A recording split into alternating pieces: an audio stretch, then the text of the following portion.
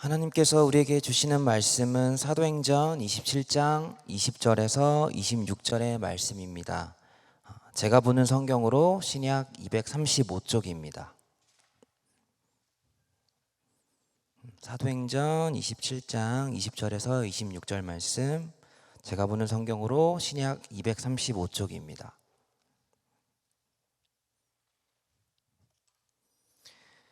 이제 사도행전 27장 20절에서 26절의 말씀을 봉독하겠습니다. 다 함께 일어나셔서 하나님의 말씀을 경청하시기 바랍니다. 여러 날 동안 해도 별도 보이지 아니하고 큰 풍랑이 그대로 있음에 구원의 여망마저 없어졌더라. 여러 사람이 오래 먹지 못하였음에 바울이 가운데 서서 말하되, 여러분이여 내 말을 듣고 그레데에서 떠나지 아니하여 이 타격과 손상을 면하였더라면 좋을 뻔하였느니라. 내가 너희를 권하노니 이제는 안심하라. 너희 중 아무도 생명에는 아무런 손상이 없겠고 오직 베푸니리라. 내가 속한 바 곧 내가 섬기는 하나님의 사자가 어젯밤에 내 곁에 서서 말하되, 바울아 두려워하지 말라. 내가 가이사 앞에 서야 하겠고 또 하나님께서 너와 함께 항해하는 자를 다 내게 주셨다 하였으니 그러므로 여러분이여 안심하라. 나는 네게 말씀하신 그대로 되리라고 하나님을 믿노라. 그런즉 우리가 반드시 한 섬에 걸리리라 하더라. 아멘. 열심히 살지 않기로 결심한 순간 인생이 행복해지기 시작했다. 어떻게 하면 그렇게 자유로울 수 있는 거냐? 딱 하나만 포기하면 돼. 인생. 지금 우리에겐 노력보단 용기가 더 필요한 것 같다. 무모하지만 도전하는 용기, 그리고 적절한 시기에 포기할 줄 아는 용기 말이다. 이 길이 아닌 것 같은데, 아닌 것 같다면서 왜 계속 달리는 건데 멈추는 게 우선 아니냐? 공감되시나요? 지금 읽어드린 이 4개의 문장은 하마터면 열심히 살 뻔했다라는 책에 나오는 이야기들입니다. 책 제목 어떻습니까? 마음에 드세요? 한 3년 전쯤 출판된 이 책은 상당히 오랜 시간 동안 베스트셀러의 자리를 지켰습니다. 내려놔라, 멈춰라, 그렇게 열심히 살지 말아라.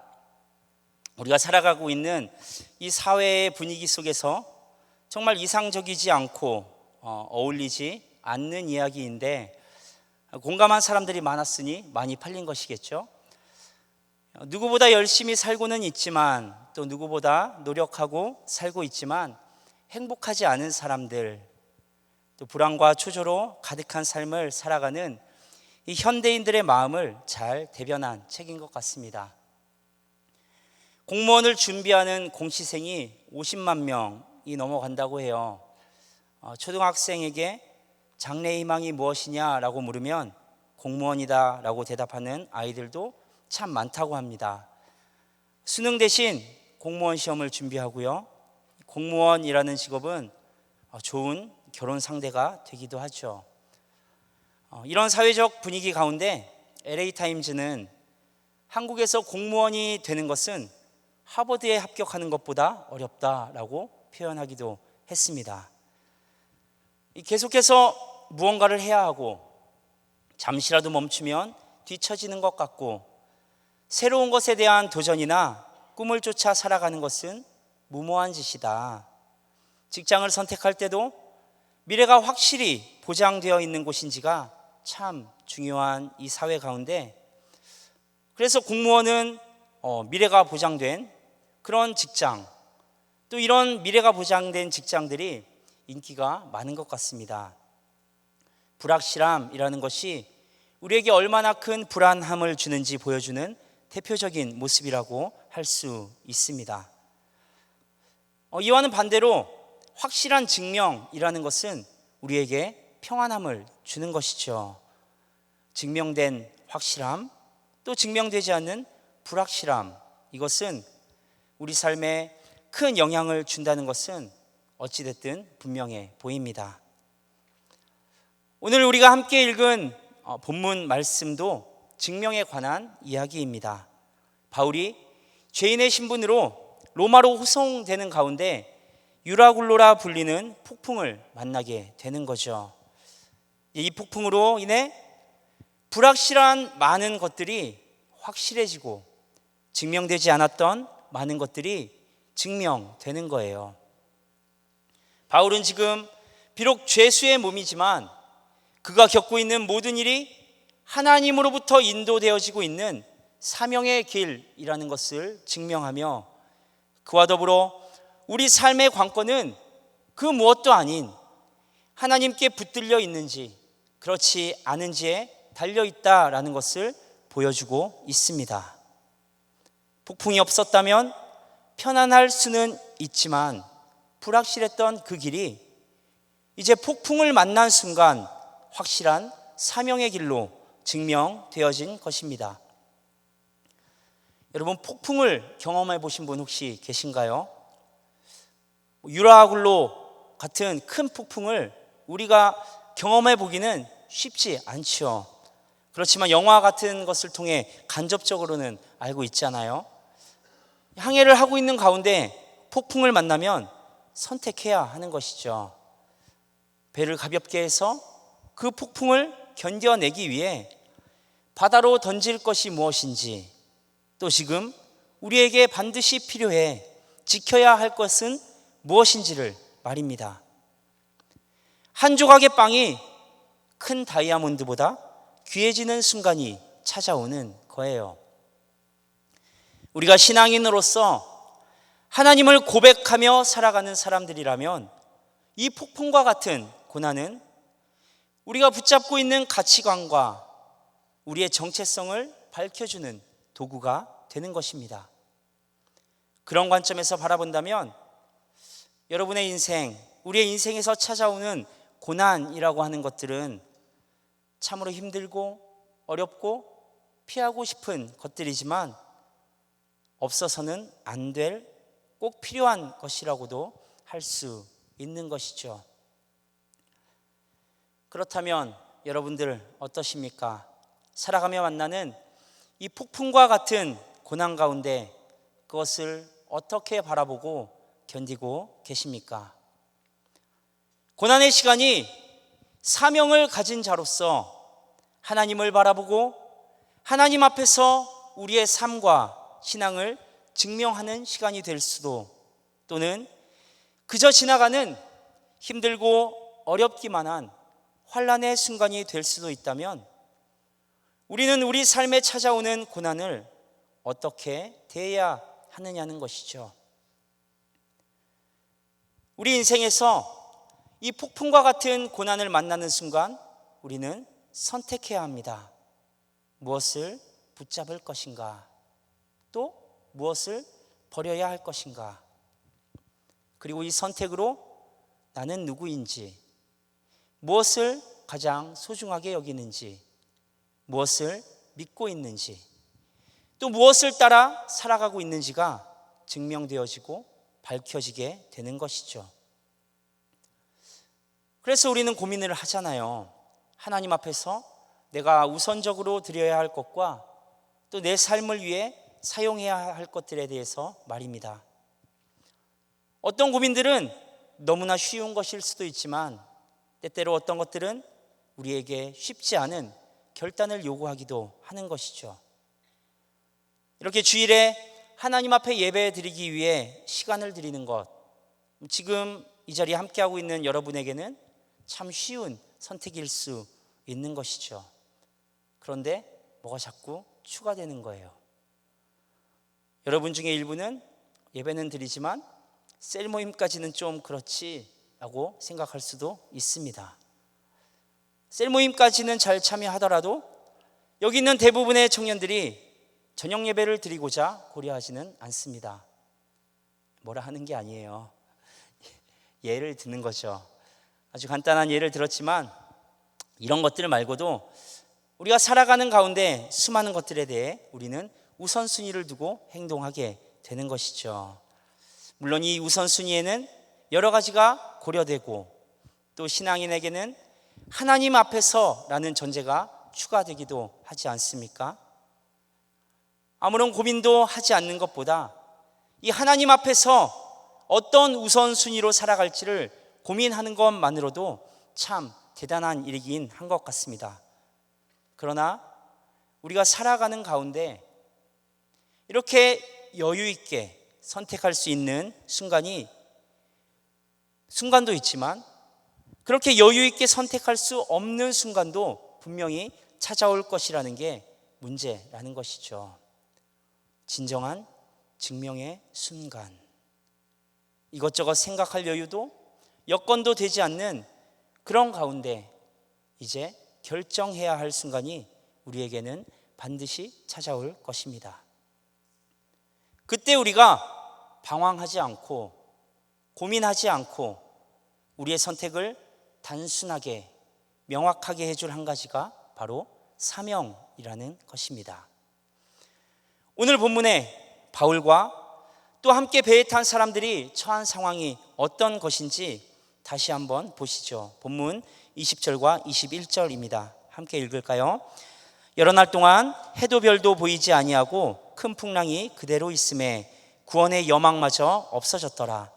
여러 사람이 오래 먹지 못하였음에 바울이 가운데 서서 말하되 여러분이여 내 말을 듣고 그레데에서 떠나지 아니하여 이 타격과 손상을 면하였더라면 좋을 뻔하였느니라. 배를 타고 가는 중에 큰 풍랑을 만난 거죠. 그런데 이 풍랑이 어때요? 하루 이틀이 아니고 여러 날을 계속해서 바울과 사람들이 탄 배에 휘몰아 치는 거예요. 얼마나 큰 폭풍인지 낮에는 해도 보이지 않고 어마어마하잖아요. 밤에는 달도 별도 보이지 않는 상황 가운데 오랫동안 먹지도 못하고 구원의 여망마저 없어졌다라고 본문은 기록하고 있습니다. 이 터널이라는 영화가 있었어요. 그 좁은 차 한 대 놓고 화정우 씨가 연기를 하는데 저는 정말 대단하다라고 생각했습니다. 아무리 대본이 있다 하더라도 또 연기를 하려면 배우들 간에 감정도 주고받고 뭐 그래야 더 깊은 연기가 나오는 것 아닌가요? 근데 혼자서 정말 그 좁은 차 안에서 어찌나 연기를 잘하던지 감탄하면서 봤던 기억이 있습니다. 주유소에서 기름을 넣으면서 영화가 시작되잖아요. 근데 기름 넣어주시는 분이 나이가 좀 많으신 분이었거든요. 느려요. 기름도 느리게 넣고 결제도 그렇고 요즘은 또 주는 곳을 못 봤는데 예전에는 기름 넣으면 우리 선생님들은 아시죠? 휴지도 주고 물도 주고 그랬잖아요. 줬거든요. 영화에서도 그렇게 하죠. 생수 2병인가 줬는데 받아서 이 뒷자리로 던지고 출발하죠. 좀 짜증이 났던 것 같습니다. 곧이어 차는 이 터널 안으로 들어갔고 터널이 무너지는 영화니까 당연하게도 이 터널은 무너집니다. 주유소에서 할아버지가 조금만 더 빨리 일을 했더라면 이 상황을 피했을까요? 그렇지 않겠죠.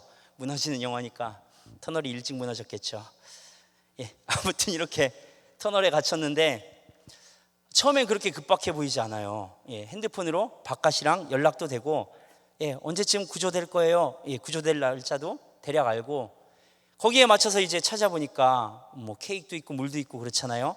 다행히 물 2병 할아버지가 준 거 그걸 이제 날짜에 맞춰서 나누기도 하고 그래서 부족하지만 충분히 그때까지는 버틸 수 있겠다. 큰 어려움 없이 구조되겠다 생각하는 것이죠.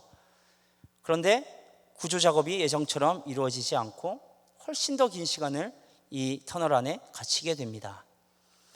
핸드폰 배터리도 떨어지죠. 음식도 떨어지죠. 아무것도 없이 버틸 수 있는 시간이 훨씬 지나니까 이제 모두가 포기하게 되는 거예요. 이런 순간, 바로 이런 순간이 문제인 것이죠. 소망이 끊어지는 순간. 우리 인생에서 정말 무서운 것은 어떤 고난이나 재난의 순간보다 소망이 보이지 않는 그 순간을 마주하게 될 때라는 것입니다. 똑같이 터널에 갇힌 상황이지만 핸드폰도 켜져 있고 먹을 것도 있고 구조될 소망도 있을 때와 모든 것이 사라졌을 때는 너무나도 다른 것이죠. 오늘 본문의 상황이 바로 그런 거예요. 폭풍이 계속되면서 사람들의 소망은 사라지고 두려움만 남습니다. 여러 날 동안 해도 달도 보이지 않는 큰 풍랑 속에서 배에 갇혀버린 거예요. 이미 할 수 있는 것 다 했겠죠. 버릴 수 있는 것 다 버렸어요. 그렇게 바다 위를 떠가고 있는데 방향을 알려주는 해도 별도 보이지 않는 상황 가운데 어떤 소망이 있었겠냐고요. 구원의 여망마저 없어졌더라 라고 성경은 기록합니다. 삶을 포기하기에 충분한 시간이 흘렀던 것이죠. 여러분, 우리가 살아가면서 겪는 고난이라는 것에 경중을 따질 수는 없을 것입니다. 하지만 그 중에 어떤 일들은 정말 견딜 수 없을 정도의 무거움으로 우리에게 다가오곤 하는 것이죠. 누구의 위로도 소용없고 우리가 그렇게 고백하던 하나님에 대한 믿음과 신뢰조차 흔들리고 무너지는 순간이 찾아올 수 있습니다. 이때가 문제인 거예요. 우리가 주목해야 할 것은 이런 상황 가운데 바울이 보이고 있는 태도입니다. 본문 22절입니다. 내가 너희를 권하노니 이제는 안심하라. 너희 중 아무도 생명에는 아무런 손상이 없겠고 오직 배뿐이니라. 안심해. 너희 중 아무도 죽지 않을 거야. 물론 배는 망가지겠지. 이야기하는 거죠. 모든 사람이 두려움에 떨고 있는 가운데 바울은 무슨 이유로 이렇게 당당할 수 있었냐는 말입니다. 바울의 삶이 분명하게 증명되는 순간이 찾아온 것입니다. 바울은 하나님께 부름받은 이후에 끊임없이 자신의 사명에 대해 이야기하고 있습니다. 나는 하나님의 종이다. 그리고 나는 하나님의 증인이다. 이 두 가지예요. 바울은 자신의 모든 우선순위를 하나님께 두고 그분이 이끄시는 대로 또 그 이끄신 자리에서는 그분의 증인으로 삶을 살아가며 사명자로 서 있었던 것입니다. 그런 바울에게 유라굴로, 이 폭풍은 바울의 인생을 막아서는 장애물이 아니라 하나님께서 이끌어 가시는 여정 가운데 내딛는 한 걸음이 되는 것이죠. 그리고 바울은 그것을 잘 알고 있었던 것 같습니다. 그렇기에 이 유라굴로 앞에서 두려움에 떠는 것이 아니라 그 일로 인해 역사하실 하나님을 기대할 수 있었던 것입니다. 바울에게는 하나님의 약속의 말씀이 있었어요. 그리고 그 말씀을 많은 사람들 앞에서 선포합니다. 본문 23절부터 26절 함께 읽습니다. 내가 속한 바 곧 내가 섬기는 하나님의 사자가 어젯밤에 내 곁에 서서 말하되 바울아 두려워하지 말라. 내가 가이사 앞에 서야 하겠고 또 하나님께서 너와 함께 항해하는 자를 다 내게 주셨다 하였으니 그러므로 여러분이여 안심하라. 나는 내게 말씀하신 그대로 되리라고 하나님을 믿노라. 그런즉 우리가 반드시 한 섬에 걸리리라 하더라. 내가 속한 바, 내가 섬기는 하나님, 그 하나님의 사자가 어젯밤에 나한테 말하기를 두려워하지 말아라. 그리고 두 가지를 말해요. 하나는 너는 가이사 앞에 설 것이다. 또 하나는 너와 함께 항해하는 자를 다 너에게 주겠다. 바울은 나이가 많았어요. 죄수의 몸으로 묶여서 로마로 호송되는 길입니다. 배에 타고 있는 사람들은 어떤 사람들이에요? 물론 바울과 비슷한 처지에 놓인 사람도 있었겠지만 몇몇을 살펴본다면 바울이 그렇게까지 영향을 끼칠 수 없는 사람들이라는 것을 알 수 있습니다. 그 배를 이끌고 있는 선장을 비롯해서 바울의 호송을 책임지고 있는 백부장 율리오, 또 많은 병사들, 죄인의 신분이 아닌 사람들도 많이 타고 있었습니다. 이런 사람들을 제쳐두고 하나님께서는 바울에게 그 배에 탄 275명의 생명을 맡기신 거예요. 이 사람들은 하나님의 종된, 하나님의 증인된 이 하나님의 사명을 받은 바울과 함께 있는 것이죠. 그리고 이들이 살 수 있는 이유도 거기에 있는 것입니다. 하나님께서 그 사명을 이루게 하시기 위해 바울을 지키실 것이고, 그로 인해 배에 타고 있는 모든 사람들이 구원받게 되는 것입니다. 우리가 살펴본 사건은 비록 이 하나지만, 이 사건은 이 바울의 삶 전체에 걸쳐서 역사하시는 하나님, 그 하나님이 어떤 분이신지를 분명히 증명하고 있습니다. 그리고 사명의 길을 따라 살아가는 우리에게도 동일하게 역사하실 하나님을 기대하게 하는 것이죠. 이 배에는 바울의 동역자인 누가와 아리스다고도 타고 있습니다. 누가복음과 이 사도행전을 기록한 누가는 바울이 2차 전도 여행을 할 때 만나서 바울이 죽을 때까지 20여 년의 시간을 함께 보내죠. 이 아리스다고 역시 바울의 3차 전도 여행이 마무리될 때쯤부터 시작해서 10여 년의 시간을 바울과 함께 했습니다. 그러나 이 배에 타고 있는 다른 사람들은 어떻습니까? 처음 보는 사람도 있었을 테고, 이 바울과 함께 함으로 폭풍 가운데 목숨을 건지긴 했지만, 또 멜리데 섬에서 겨울을 지내고 이듬해 봄에 이탈리아 반도에 도착해서 바울과 헤어지게 되는데, 이 몇 달 정도의 시간을 바울과 함께 보낸 게 전부 아니에요. 바울과 깊은 관계 가운데 있던, 잠시 만난 사이던 상관없는 거예요. 중요한 것은 이 바울이 하나님 앞에서 종된, 이 증인된 사명을 감당하였기에 하나님은 바울을 통해 이 모든 사람들을 살려주셨다는 것입니다. 이런 일이 이때뿐만이 아니라 바울의 전 생애에 걸쳐서 일어났다고요. 사명을 감당하기 위해 3차에 걸쳐서 57개의 도시를 다니며 증인된 삶을 사는 바울에게 하나님은 수많은 생명을 맡겨주셨습니다. 여러분, 어떤 모습으로 살아가고 계세요? 그렇지만 여러분들은 모두 사명자입니다. 그리고 우리는 수많은 사람들을 만나게 되는 것이죠.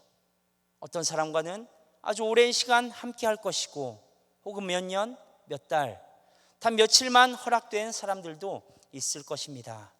상황과 환경도 다 다릅니다. 그런데 이런 것이 중요한 게 아니라는 거예요. 우리가 어떤 상황 속에서라도 우리가 감당해야 할 사명을 안고 주님의 종 되어 증인된 삶을 살아간다면, 그렇게 살아가는 여러분의 삶으로 인해 그들에게 생명이 주어지는 것입니다. 너와 함께 항해하는 자를 다 너에게 주겠다 말씀하신 이 하나님의 약속은 지금 우리들에게도 동일하게 주어지는 약속이 되는 거예요. 하나님께서 여러분의 삶을, 환경을, 상황을 여러분 손에 붙이시는 것이죠. 두 번째 약속은 뭐죠? 내가 가이사 앞에 설 것이다. 우리를 두렵게 하는 것이 무엇입니까? 폭풍, 물론 두렵죠. 그러나 어디로 가야 할지를 모르는, 또는 어떻게 될지 모르는 이 어두운 상황이 우리를 더욱더 큰 두려움으로 몰아가고 있지 않습니까? 코로나 다시 무서운 기세로 퍼져나가고 있습니다. 그러나 2년 전 처음 코로나를 접했을 때보다 우리 마음 많이 달라졌잖아요. 변이 바이러스는 훨씬 강력하고 훨씬 전파력도 세지만 사실 좀 그렇게 두렵지 않거든요. 이 바이러스의 강함보다 무엇인지 모르는 것, 이게 뭐지? 어떻게 되지? 이런 상황들, 예측할 수 없는 것들이 훨씬 두려운 거예요. 바울은 지금 비록 큰 풍랑을 만나 죽음의 고비를 지나고 있는 것처럼 보입니다. 그러나 분명히 믿었습니다. 여기가 종착점이 아니다. 난 하나님께서 약속하신 대로 로마에 있는 황제 앞에 서게 될 것이다. 그런 날을 하나님이 지키실 것이다. 바울은 알았던 것이죠. 분명한 사명, 분명히 가야 할 길이 정해져 있는 바울은 아무리 큰 폭풍이 몰아쳐 온다 할지라도 두려워할 이유가 없는 거예요. 가야 할 곳이 어디인지를 알고 있으니 두렵지 않은 것입니다.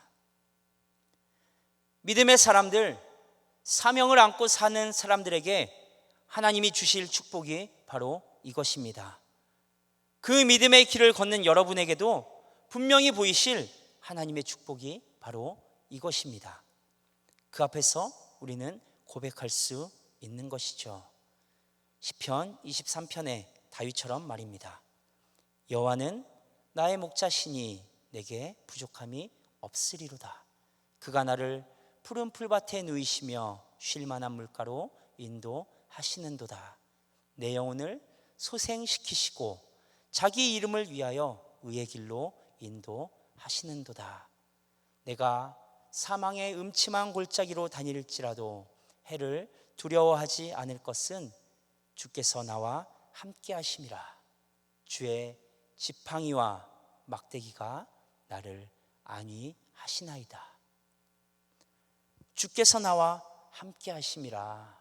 그것을 믿기에 나는 푸른 풀밭에 누웠을 때든 사망의 음침한 골짜기로 다닐 때든 그 무엇도 두렵지 않습니다. 고백하는 거예요. 우리 삶에서 추구해야 할 가장 좋은 시기가 바로 이것입니다. 푸른 풀밭에 눕는 것이 아닌 사망의 음침한 골짜기를 지날 때라도 주님과 함께 하는 것입니다. 그런 고백이 있는 자에게는 사망의 음침한 골짜기를 지날 때가 오히려 주님을 가장 선명하게 느낄 수 있는 때가 되는 거예요. 바울의 인생 가운데도 그 삶을 알 수 있는 많은 고백들이 있습니다. 그런데 그 중에 최고의 고백, 가장 아름다운 찬양, 가장 깊은 기도는 평안할 때가 아니라 거친 풍랑이 몰아치는 바다 한가운데 또 인생의 최고의 위기 앞에서 드린 고백들이라는 것에 우리는 주목해 볼 필요가 있는 것이죠. 본문 25절, 26절 또한 그런 멋진 찬양의 고백들 중 하나 아닌가요? 함께 읽어볼까요? 그러므로 여러분이여 안심하라. 나는 내게 말씀하신 그대로 되리라고 하나님을 믿노라. 그런즉 우리가 반드시 한 섬에 걸리리라 하더라. 나는 내게 말씀하신 그대로 되리라고 하나님을 믿노라.